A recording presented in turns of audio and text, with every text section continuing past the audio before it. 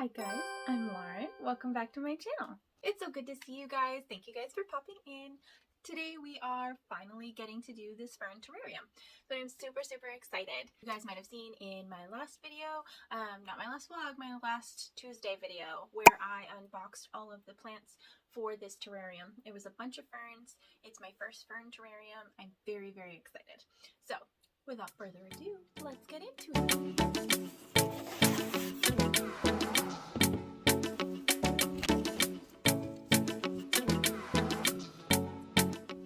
Okay, so the first thing we're going to do is set up the bones of our terrarium for the climbing plants. I have to measure out the dowels and figure out some sort of system for the hanging vining plants that are going to be in the back of our terrarium.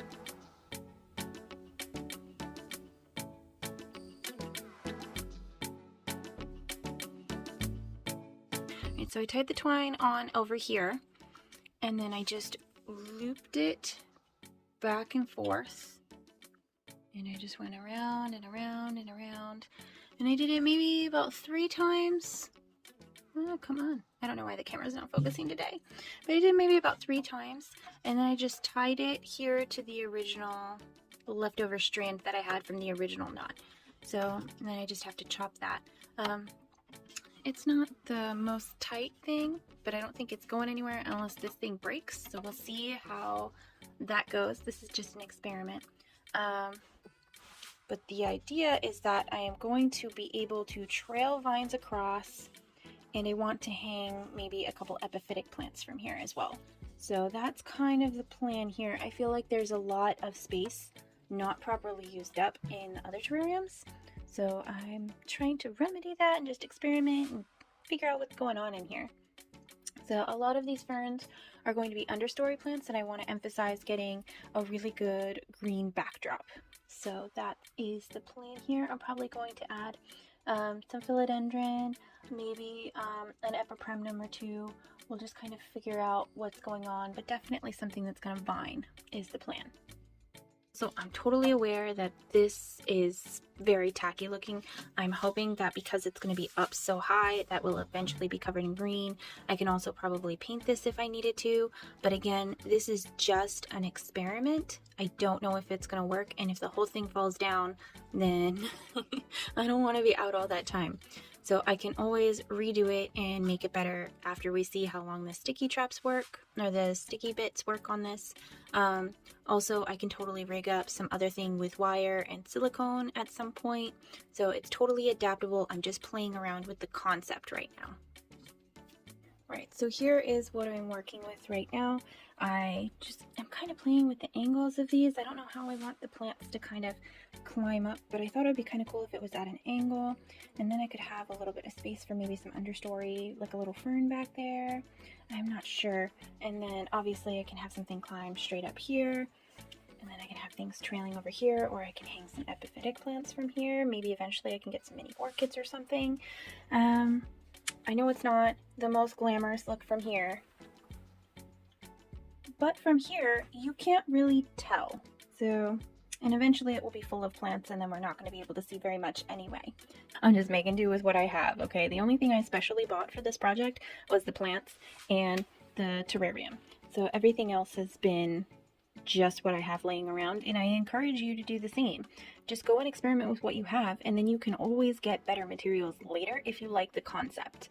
So less waste that way, and more utilizing of what we have. Plus it saves us money.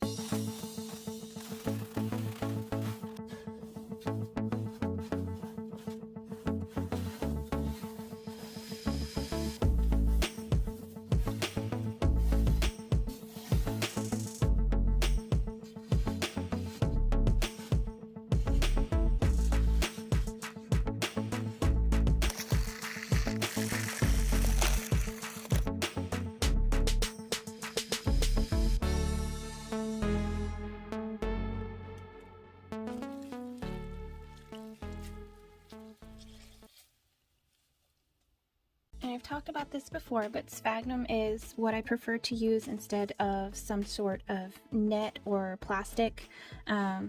It's just what I'm kind of going for right now. there's only so much room in a terrarium, and if the plant's roots happen to go down into the perlite and whatnot, I am completely okay with that. It's not that big a deal to me.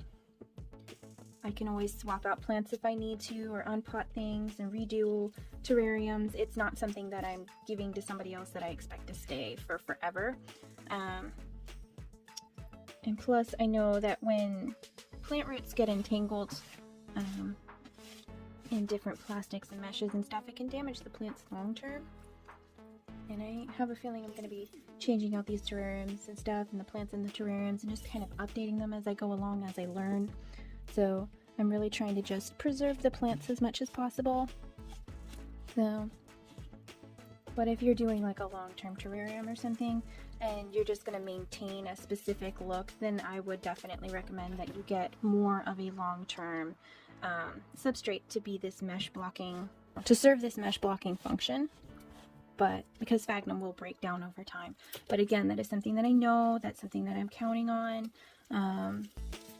It's just something to be aware of, and I wanted to share it with you guys because it just depends on your personal terrarium goals. And these wooden dowels will probably rot over time, and that's okay.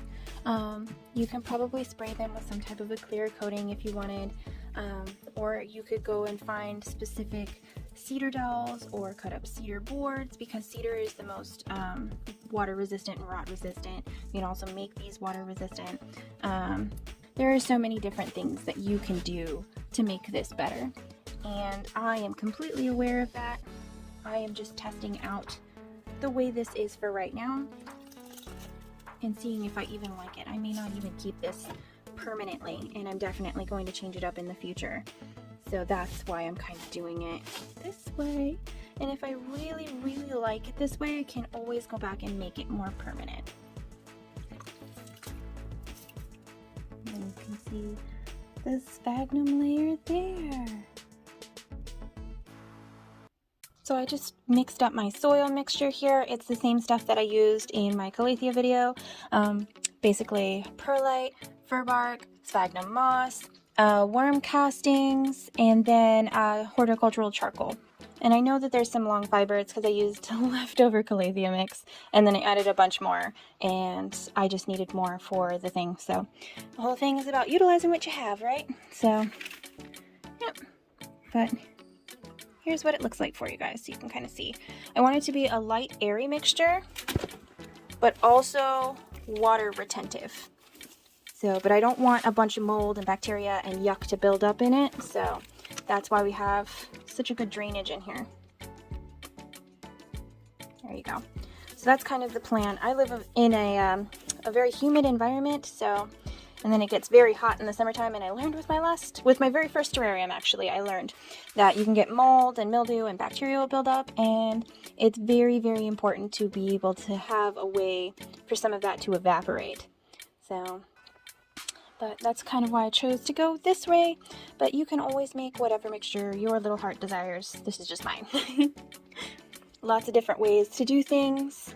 So, also, contrary to popular belief, a lot of plants do not want to sit in bogs. They want to be able to dry out. They just want the humidity. So they'll have a little bit of moisture, and, you know, it's like sitting in a nice warm bath, but eventually you want to get out, otherwise things are going to go wrong, right? So nobody wants to sit in a puddle. Alright, so let's get this in this terrarium. Next, I want to fashion little baskets. I'm going to use these little florist wires. I just twisted them around some little vials and jars and whatnot to get the size that I wanted. This is going to be for any epiphytic or hanging plants. I'm currently thinking that I'll probably use string of hearts, maybe string of daggers. We'll see what cuttings we can get a hold of. But I'm just going to shove some sphagnum moss in there, and then we'll get some cuttings put in there in a little bit, but I want to make sure that the weight is going to hold. Next up, we are going to be mounting this staghorn fern on this stick that I found, so let's get into it. So the first thing that I'm going to do is unpot the staghorn fern, and then I am not going to disturb the roots any more than I have to, but I do want to get a lot of this soil off.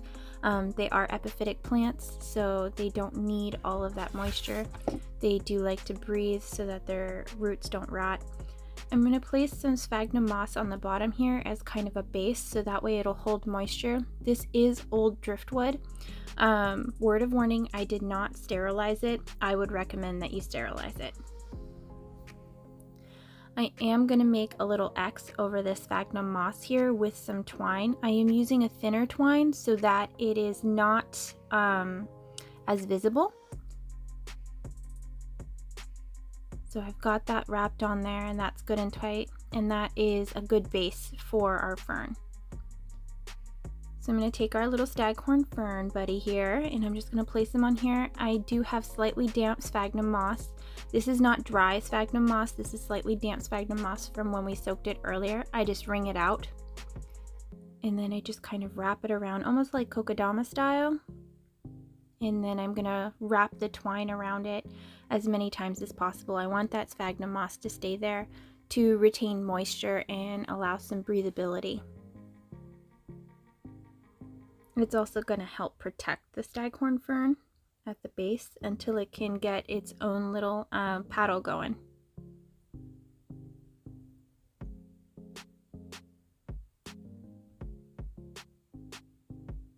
And I did use the long fibered sphagnum. I didn't chop it up or anything, and I'm just tying it at the bottom there. I am going to leave a little bit of excess string, so if I decide to mount it later and take it out of the terrarium because it's not thriving or whatever, then I have that there as well. So, and I do want this to be the focal point of the terrarium, so I am going to set it right there in the center. I am opting to use philodendron heteroecium for one of the climbing poles in the back here. This one is fully rooted, so I'm just going to kind of place it here and then add some soil around it.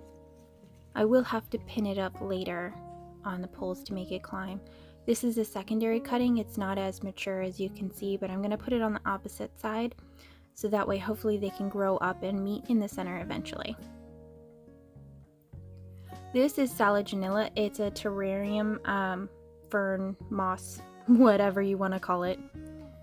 So I do want to kind of angle it over to go over the log, end of the log there, to kind of have it all blend in. So they have a lot of aerial roots, so it's going to be pretty happy there, I think.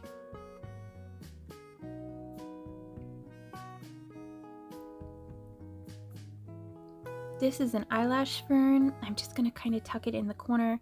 It really doesn't like to have a lot of moisture, so it can rot really easily. It likes humidity, but it doesn't like to be sitting really low, so I'm kind of trying to set it a little higher, but it stays low, so in the front it goes. This is a little Peperomia cutting. I am going to stick it in the corner over here. It's just a little leaf cutting. Heartleaf fern can go in the back here. They will get taller and then they'll produce little babies, and they'll kind of creep and expand from there. This is just another regular standard little fern. I think the frilliness of this is going to contrast very nicely with the heartleaf. This is going to stand out. This is a blonde Boston fern. It's going to stand out against the darkness of all the other ferns around it. This is just a random crocodile fern and a tassel fern. And that's a red lady fern. The red lady ferns can get very big, so I'm definitely tucking that in the back. And these are Peperomia angulata cuttings, so I'm going to tuck them in the front. They'll make kind of like a mini forest. And then this is Peperomia red log. They'll go up and then they'll trail around, creating a very nice base. This is another form of Salaginilla. This is known as the rainbow moss fern. I'm gonna cut it here and take some cuttings, and it'll give a nice contrast. This is the moss that I gathered. I'm just gonna kind of place it around. If you want to see the moss that I gathered, you can go check out my last vlog from last Saturday. I'll link it below for you. I will try to put the names of these various mosses on the screen. I'm not 100% sure on their ID though. This is the first time that I've used moss in my terrariums, and this is the first time I've gathered moss. They're absolutely beautiful, and I am so excited to see how they're going to expand. I tried to pick ones that have a lot of texture and variety and place them next to plants that would contrast nicely.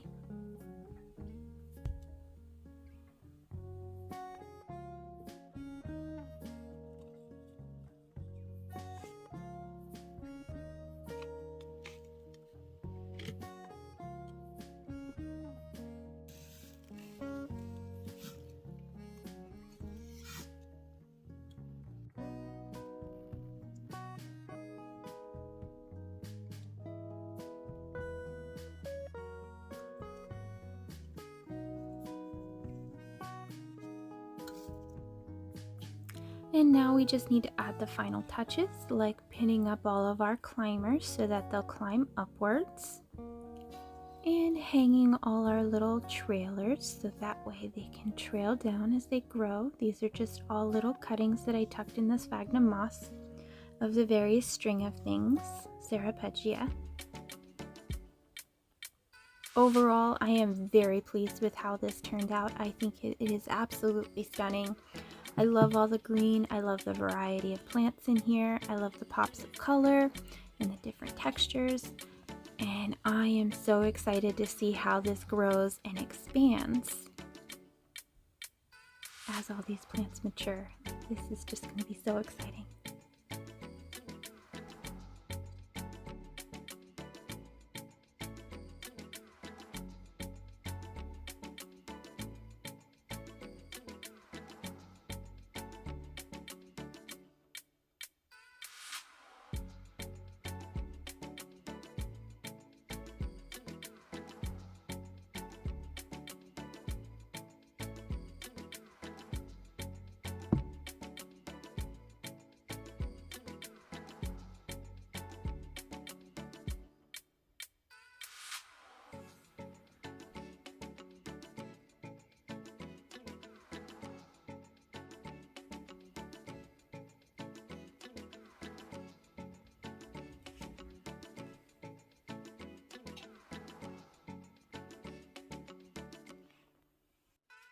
Thank you guys so much for watching. I really appreciate it. I hope this kind of inspired you to push the limits and push the boundaries of what we can do with terrariums. I know that I personally am just barely touching on the awesomeness that is out there with terrariums.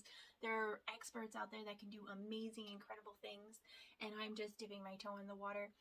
I'm learning as I go, and I thank you for coming along on this journey, and I want to see what you guys are doing and how you guys are exploring. Let me know if you have some ideas for some new terrariums. I do want to do a jewel orchid terrarium at some point. I am planning on doing a cactus terrarium at some point, and then I've got to do a begonia terrarium, and then I want to do a peperomia propagation terrarium. So I've got lots of plans. I'm probably going to have to make a whole terrarium playlist if I don't have one already. So definitely stick around. Just keep in mind, I am not an expert at this at all. I am just exploring and pushing the boundaries of what we can do with this for my personal, it's just for fun. So definitely drop your comments down below. Let me know what you want to see next. Let me know what inspired you about this, or if you have any tips or tricks or something that I could do differently. I will be updating you guys shortly. I'll probably do a full terrarium update on all of the terrariums that I have. So definitely subscribe if that's something that you're interested in. And then I have my plant vlogs coming out on Saturday for you guys. So I do one actual video of a bigger project, and then I have my planty vlogs, which is just a whole bunch of smaller projects or just plant tours or whatever, is kind of how that's going for now. Thank you guys so much for watching, and I will see you in the next one. Bye!